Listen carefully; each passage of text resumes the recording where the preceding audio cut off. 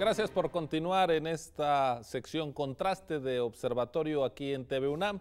Estamos analizando la relación México-China con dos conocedores de la materia, el ex embajador de México en China, precisamente Eugenio Anguiano, y Enrique Dussel, profesor de la Facultad de Economía y también director del Centro de Estudios China-México, CECHIMEX, de la UNAM.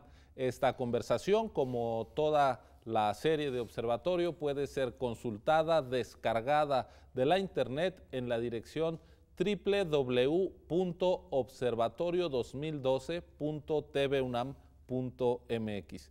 Enrique, hacíamos un recuento histórico y decíamos de la Guerra Fría, cuando empezaron las relaciones México-China, al último encuentro. Venimos más bien de unos años marcados por crisis económica o estancamiento en Occidente, ascenso en China y quizá por una política tanto económica como exterior de México algo errática. ¿Cuál es tu balance del momento y de lo que implica este nuevo acercamiento?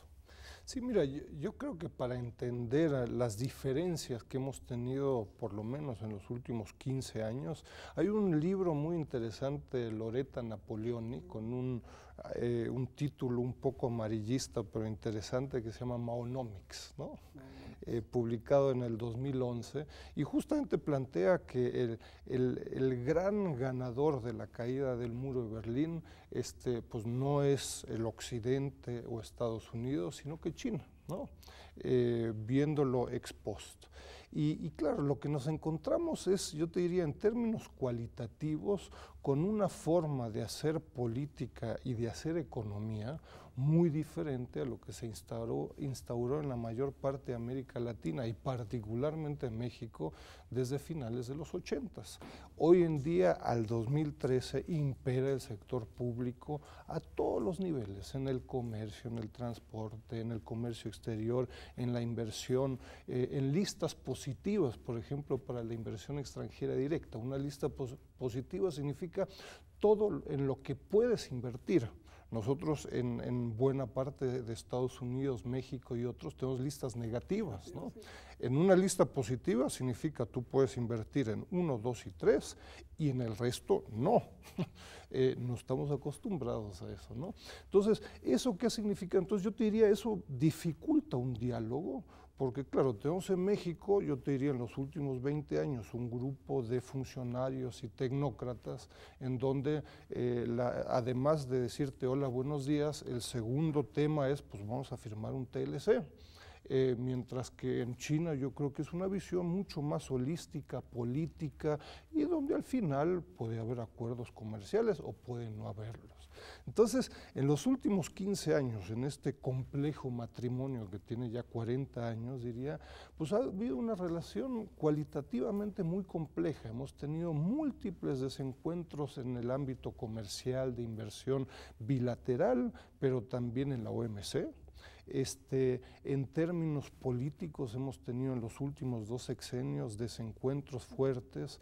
Yo te recuerdo la crisis del H1N1 en el 2009, donde se dijeron cosas fuertes en México sobre China y en China sobre México. La caótica visita del Dalai Lama en el 2011, que de por sí el Dalai Lama es un tema muy sensible, pero más ante las expectativas que se habían prometido, a tal grado que en el 2012 hicimos un evento acá en la UNAM con un grupo de expertos y analistas grandes, donde yo diría había un planteamiento de que en el 2012, después de 40 años, habíamos llegado a la peor relación en los últimos 40 años. Si es la peor o no es la peor, creo que no es lo más importante. Lo que sí es relevante es que, claro, como decía Eugenio, cuando iniciamos este romance, había una relación política muy profunda, prácticamente sin comercio e inversiones. En los últimos 10 años tenemos una relación muy intensa en el comercio, sin inversión y con poca política, ¿no?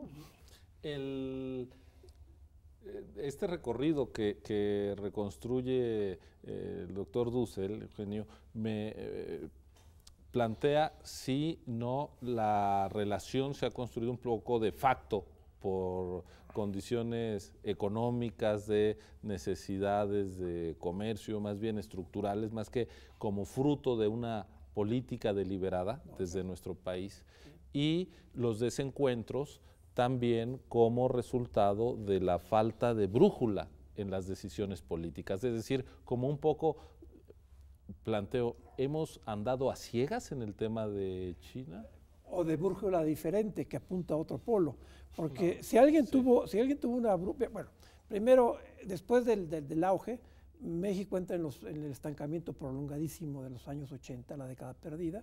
No podíamos reaccionar al inicio de la apertura china, que ellos sí nos buscaban. Pero ya en la última década del siglo pasado, tú tienes un gobierno, el de Salinas de Gortari, que a su manera tenía su brújula. Y su concepción política era, me voy a entender con Estados Unidos, claro, y con el gran capital mexicano y con el extranjero, y lo demás pues era complementario, ¿no? Justo en esos años es el gran despegue también de China como economía exportadora y su consolidación interna. Y en esos años los diplomáticos chinos y el gobierno chino estuvo atento en buscar un acercamiento con nosotros. No olvidemos que aunque sea por razones ritualísticas, todos los presidentes mexicanos, desde Luis Echeverría hasta Felipe Calderón, han hecho visitas oficiales de Estado a China. Todos, 7 presidentes. El actual ha ido a una visita de trabajo, pero el año que entra va a ser, en 2014, va a ser una visita, sí es el año que entra, va a ser una visita oficial de Estado. Esta continuidad, sin embargo, marca fluctuaciones muy grandes y yo creo que no a la brújula perdida, sino a distintas brújulas. Claro, porque Enrique, cuando México firma el Tratado de Libre Comercio y tenemos un auge exportador muy importante en la segunda mitad de la década de los 90, parecía que en la ecuación mexicana había 2 actores, pero no estábamos solos, es decir, no solo era Estados Unidos y México. Y cuando empieza este siglo nos damos cuenta que existe China, y no solo existe allá en Asia y en el contexto internacional, sino que existe desplazando a México del propio mercado estadounidense. Mira, no lo percibimos, no nos preparamos, no nos enteramos. Yo te diría, las élites económicas y políticas en México estuvieron tan concentradas en Estados Unidos, dejando de lado muchas otras cosas, que el tema de China, hasta hace 5 años, me acuerdo, había todavía gente que decía, bueno, y cuando empecemos a entrar en relaciones comerciales con China, y nos enteraron que desde el 2003, con niveles bajos, pero desde el 2003 China es nuestro segundo socio comercial, ¿no? Y mucha gente seguía pensando, bueno, y si en el futuro, pues es que China ya está.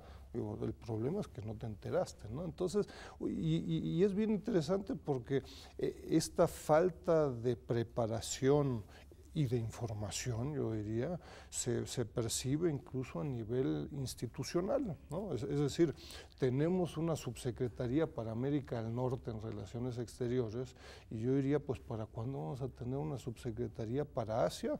O, ¿por qué no? O incluso para un país como China, ¿no? El sector público en Relaciones Exteriores, en economía, en Hacienda, no está preparado. El sector empresarial apenas hace 2 o 3 años empieza a tener un auge con un grupo de cámaras empresariales, igual, por cierto, que el académico, ¿no? Digo, al sector académico hubo algunos grupos e instituciones como el Colegio de México, que hace mucho tiempo trabajó sobre China con programas muy importantes, pero que después decayeron, yo diría. O sea, tenemos una enorme brecha institucional con la relación económica, la falta de una relación política y las instituciones, ¿no? Seguimos instalados en la brújula de la negociación del Tratado de Libre Comercio de América del Norte de hace 20 años. Sí, y además de un sesgo cultural muy fuerte.